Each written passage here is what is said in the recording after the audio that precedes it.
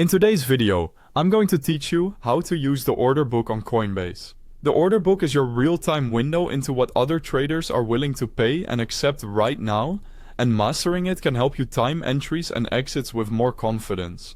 To get started, log into your Coinbase account and open Advanced Trading. On some layouts, it's labeled Advanced or Advanced Trade. Choose the trading pair you want to analyze, such as BTC against USD.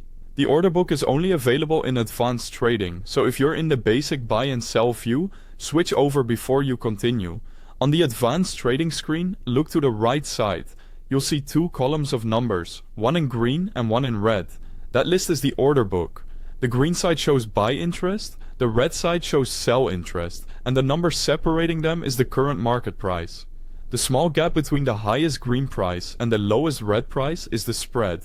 Quick note while we're here, if you need Coinbase, I've placed the official website link and the app download link right at the top of the description, so you can access the same interface I'm using. Here's how to read what you're seeing.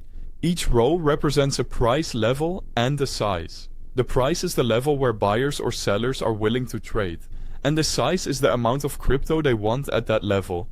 Larger sizes usually signal stronger interest and more potential liquidity at that price. As you scan the book, look for clusters of large green sizes forming a wall on the bid side. Those areas can act like support, where buyers are trying to defend the price. Likewise, clusters of large red sizes can create resistance, where sellers are waiting to unload and may slow upward movement. These are not guarantees, but they're useful clues. You can use these clues to aim for better entries and exits. If you want to buy, consider working your order near strong green bid areas so you're not chasing too high. If you want to sell, work near strong red ask areas to avoid letting it go too low.